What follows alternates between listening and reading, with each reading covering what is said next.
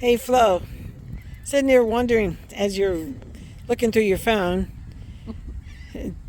give us some little bit about your background, your story of your life with living with your twin, Marianne.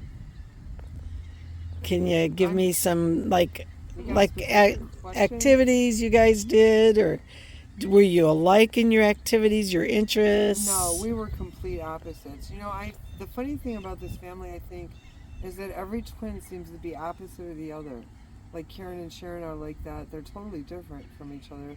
Marion and I weren't any different. I'm assuming Anissa and Annette were too. It seems like Okay, they were. so most of the girls I've heard was like either blue eyes, blonde hair, or brown eyes and dark hair. Yeah, so Marianne had blue eyes. Actually, she kind of had hazel eyes, but more bluish. And then I have brown eyes.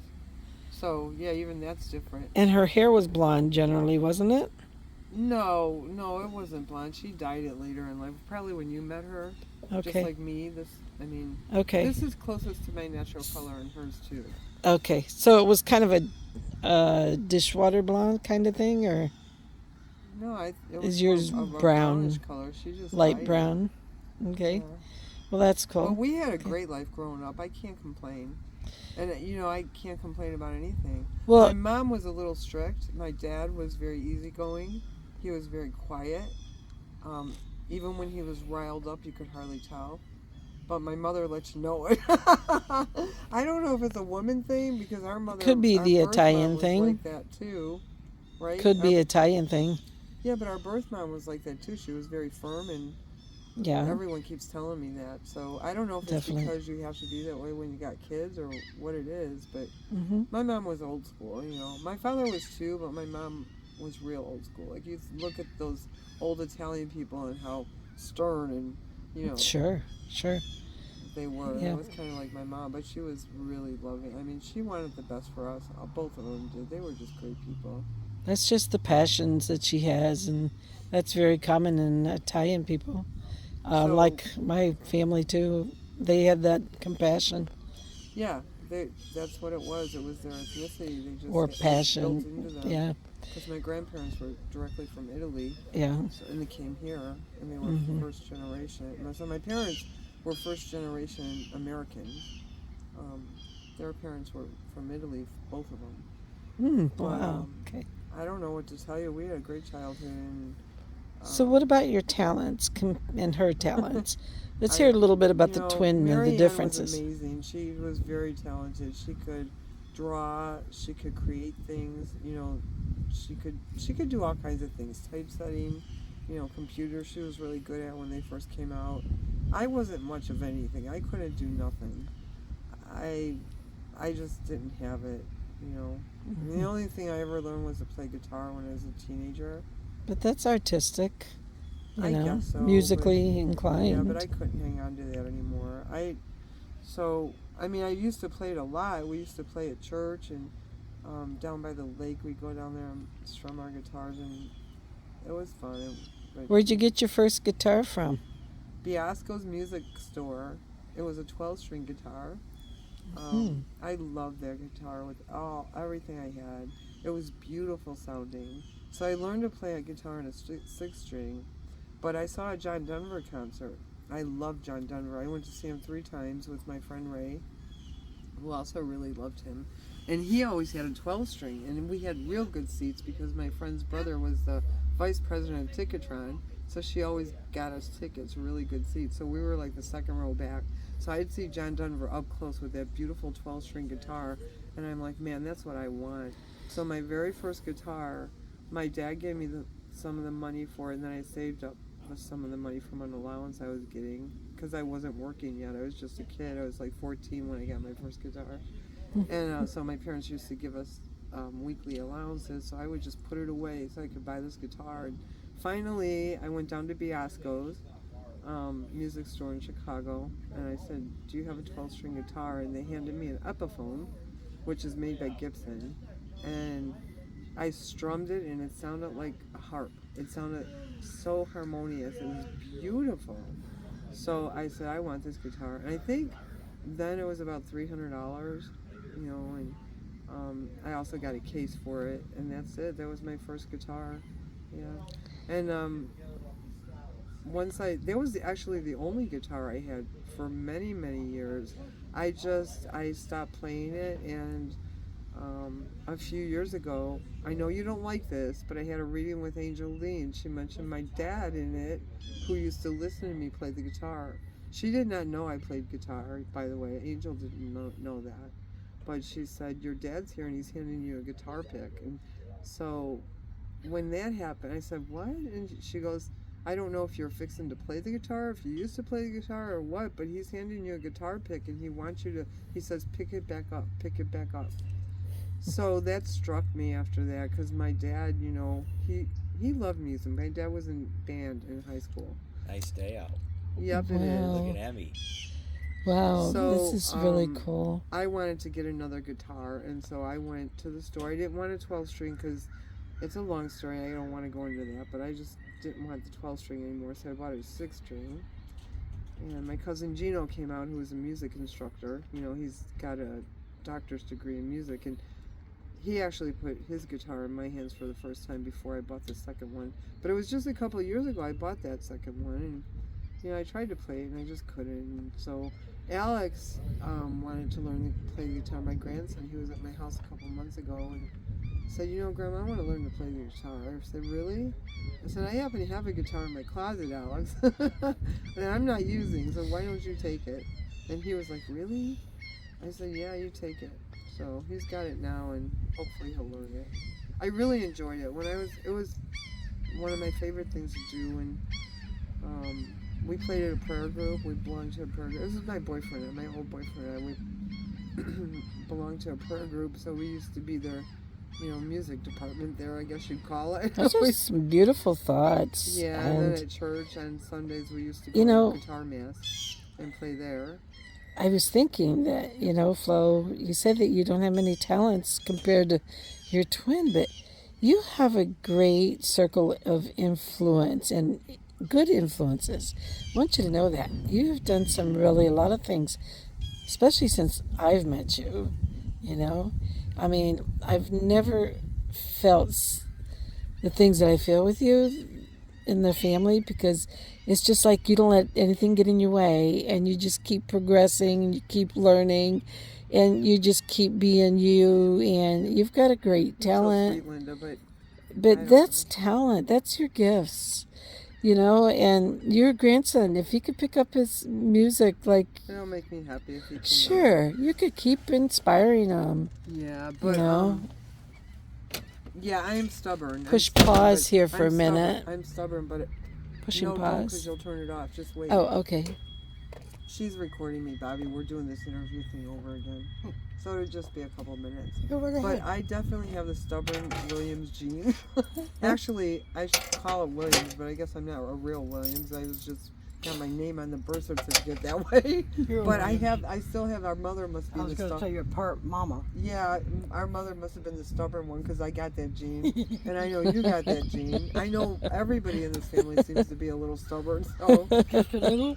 no, but when I want to do something, Linda, I just can't. I would love to play that guitar again, but I just can't do it. But when I decide this is what I want to do, I do not quit, because it drives me crazy. Well, it's not Emmy. I'm sorry. You're interrupting my interview, Mr. Bill. Sorry. This is Mr. Bill. Oh, I'm sorry. I want to make sure I say goodbye before you leave. Yeah, we're almost done. Yeah, he told me to make sure I tell him. I said, if I remember, Well, I'll But we're try. almost sorry I done. interrupted you. No, you sit down right there. I was just kidding you. No, go ahead. Do your thing. I'm I just teasing get you. some air. I was kidding you. No, I I hope know, you know yeah. that. You don't know me well enough yet, but I'm a kidder. Yeah, I like that. Your sister's not.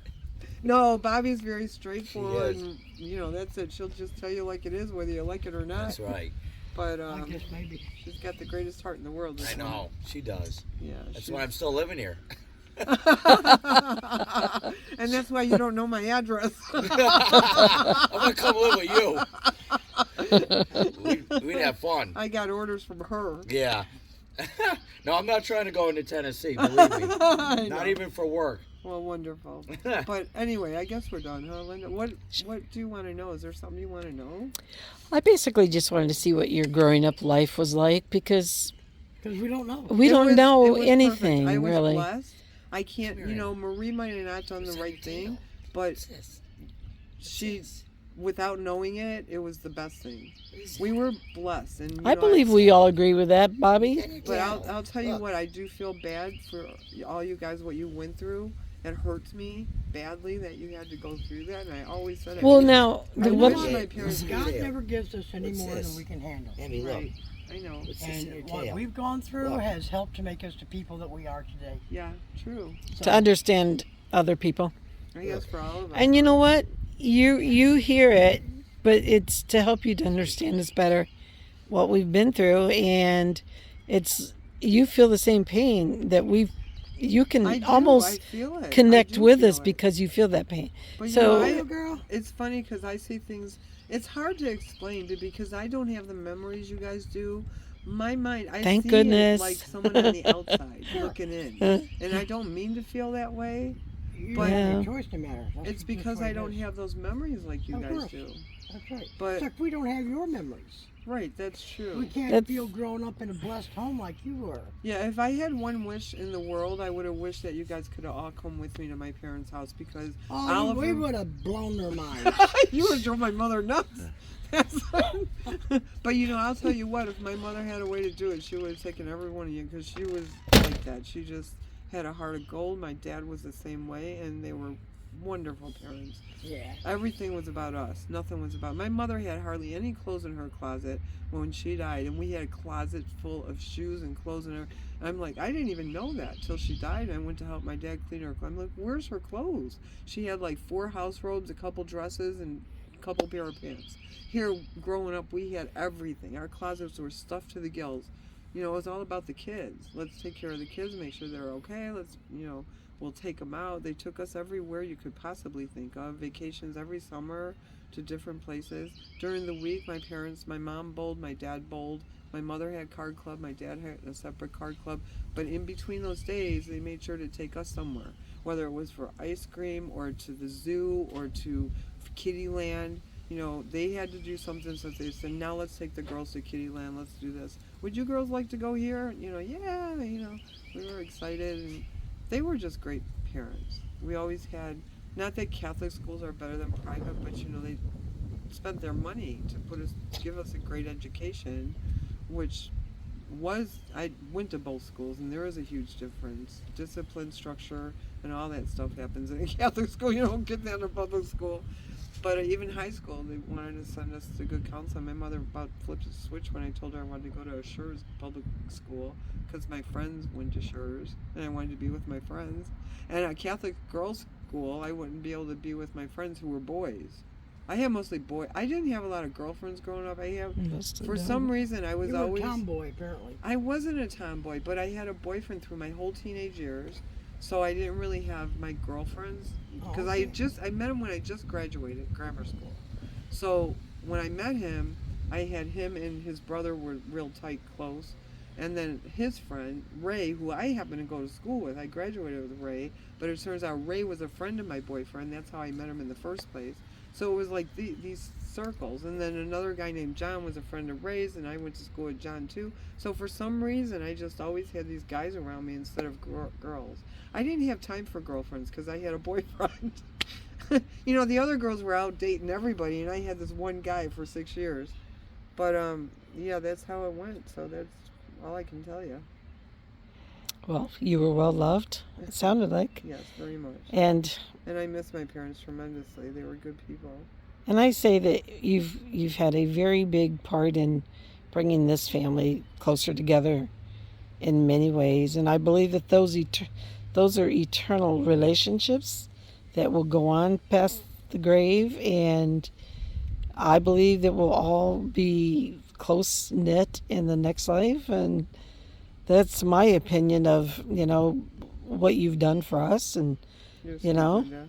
yeah, But yeah, I mean, everybody plays a part in this family in some way. yes, So but it took somebody with a real drive And I believe you've got a lot of that drive. Well, that I did. I And mean, I was trying to figure out. You didn't have any reason why not to search, you know? I was trying to figure Thank out you. when I was a kid, who my family was, and then when Chrissy was born, I looked at her and I said, I don't even know who you're related to biologically, and that's when it triggered when she was born that real desire to search. Wow. But, I I was just think it very. was so neat finding that note. Karen left Yeah. at the cemetery. Yeah, I the mean, whole thing is neat how it worked out. Really, really strange. Yes. But I could not have done it without that group I joined, Truth Seekers in Adoption, because our records were sealed, our birth records. So we had nothing to go on. Our hospital wasn't listed on our birth certificate, nothing to do with any of you guys. Our mother or anything was on there. All the time my birth certificate is all Were my they adopted considered sealed? family. They were sealed. My parents had them sealed. They adopted us and had our records sealed, so we couldn't even get them unsealed unless a judge ordered it, and they won't do it unless there's a really good So how reason. did you get the information? So I went to Truth Seekers in Adoption. I joined a search And organization. how did they get them? They have sources. They won't tell you. I had to pay them. I gave them $800 to help me find my family.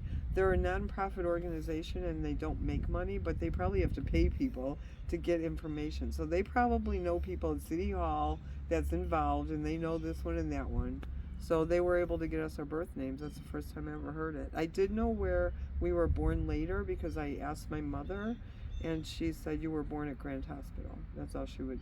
Because I said, Mom, So where did were that we lead born? you further on the It did help trail? because once Truth Seekers called me and told me our birth names were Brenda and Glenda Williams, I had told them I have the name of the hospital. She goes, now go to the hospital and get your birth records under those names. Don't tell them you're Flo and Marianne or your sister. Make sure you just say, I'm Brenda and Glenda Williams. Can we have our birth records? And they gave them to us. And it was really weird because now they charge you for them. They want IDs. They didn't ask for nothing. We just had the information we needed, our birth dates and names, and they looked them up. They were in a basement. Downstairs, we had to go to a basement. Some girl comes to the door and she says, oh, what's the name and birth dates? Oh, okay. We'll get it. Give us an hour. So we came back and she handed them to us with no charge, nothing. And so that was the beginning of the search. It led to each step. But through each step, the organization that I joined, it helped me. Like, they told me what to do. Once I got the birth records, Alonzo's name was in there and our mother Alberta's name was in there. They searched Alberta and Alonzo and they found a death date for Alonzo. They told us to go to the library and look between the certain dates on microfilm for a obit because there would be more information in there. And sure enough, I found that with all the kids listed in the obituary I posted. And then from there, they told me, well, go to the funeral home where he was, waked at and ask him for his records because it's a matter of getting records. You just got to follow the trail. And so in his records was mentioned Arlington Cemetery, which led us to this cemetery where our mother was buried, which led us, they told us, go ask to see the file because there might be something there. And sure enough, we asked to see the file and Karen had that note. If any kids are, it was just an incredible search. It was incredible, And But every soon- kid And you played a role. Like, relive your feelings, the very first time that you got with one of your siblings. oh, that was Karen. So Karen left that note at the cemetery, and the note had a phone number. It said, if any children are looking for their siblings, please call this number and ask for Betty Tackett. Well, we saw in the obituary that we had found that one of our sisters' names was Betty. So we thought Betty Tackett was our sister. When we called the phone number that was left on the card at the cemetery, the number was disconnected. So again, I had a contact person named Sue Miller, and I had her number to call anytime I had something to give her.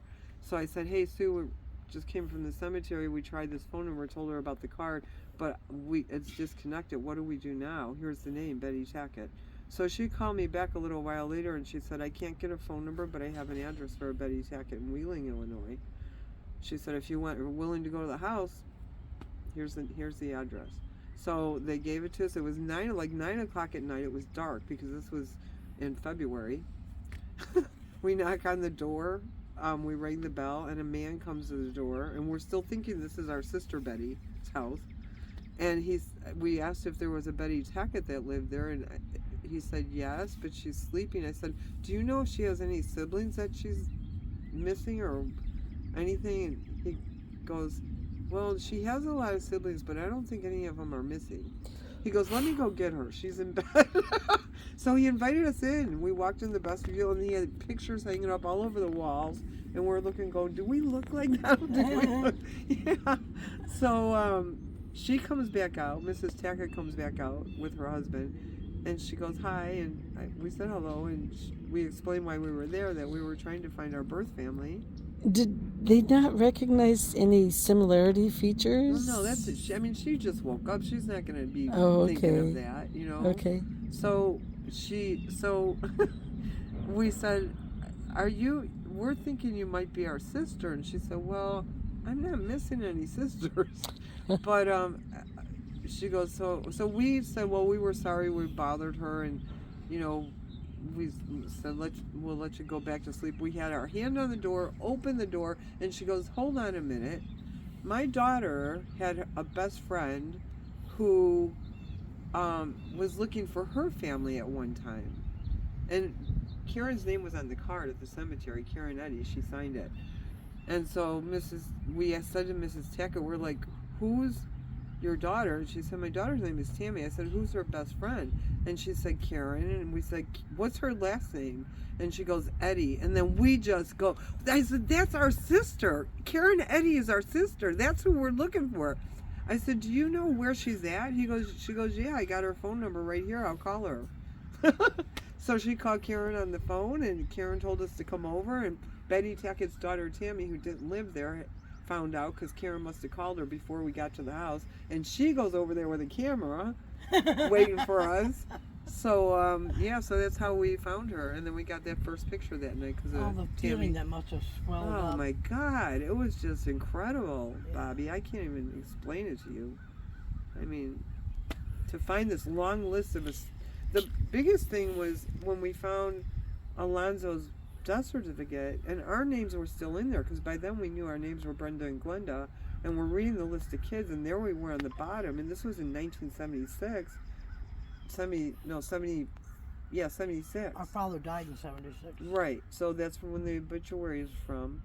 And we're thinking, man, we were 58, 68, 78, 18 years old when he died, and this obituary, our names are in there. We're like, they got to be thinking about us too. I mean, this does, it was all so crazy back then. Question. How long after you started the search did Marianne learn about it? So she didn't know about it. I did this all on my own because I didn't want to say nothing to her. But when I got her birth names, I said, this is getting complicated for me. And I was getting kind of overwhelmed. And so I thought, I wonder if I should tell her. So I finally decided to tell her. And I thought, maybe I'm doing the wrong thing here because I didn't know how she was going to take it. But I finally called her and I told her what I was doing. And I said, I have our birth names. She goes, really? I said, yeah. She said, what is it? So I told her, Brenda and Glenda Williams. At that point, we don't know which was which. We compared them when we got our birth records. We compared what was on our adoptive birth certificate compared to the records. That's how we figured it out. Yeah. The time of day that I was born was on my birth certificate in Marianne, so that was also in the birth records. So we figured out that I was Brenda and Glenda, but she was all in. When I told her, she was all in, and from that point on, she helped me along. She was on the search with me. But so how long do you think that was? Well, Weeks? I had gotten her birth month? names. Yeah, no, it was about a month. It was about a month from the time I joined the search group to the time I let Marianne know after I got our birth names. What was her response? She was excited about it. She said, yeah, let's do this. Let's go. So she was with me every step of the way after that. But, yeah, there's no way we could have found you guys without that group because everything was sealed. And my parents weren't going to give us any information. They already told us our mother died of childbirth and our father died a few months later, which wasn't completely true. Wasn't one bit true on the father issue. Yeah. Well, she probably didn't know about the other father issue. She probably didn't know. No, I mean as far as he didn't die at all close to her. No. But they didn't want us to have anything to do. was searching for a family. That's why she told us that. My mother was very, the old Italian, they're mine, these are my kids, this is my family, that's all they need to know, kind of thing. So she wanted us to just squash what we were thinking, and that's They how didn't want us to pull you away from them either. Yeah, my mother was very hurt when I, in the beginning when we found you guys. She felt I like remember. threatened, I remember Or- you telling me. 'cause she loved us dearly. I mean, we were her kids. That's all. We were her kids. Nobody else's. It's just the way. It's her nature. It was her And nature. that's okay. She was a very emotional person, not just about this, but other things too. But yeah, that's it. That's all I can tell Okay. you. Thank you for the interview, You're Flo. welcome. It's I love very you guys. fun. We love you. I'm Love glad I found you. honey. Oh, me too. Oh, you better believe it. It's awesome. Yep. So we'll Okay. talk to you later. Later. Thanks, Linda. That was kind of cool to have that on tape for the future.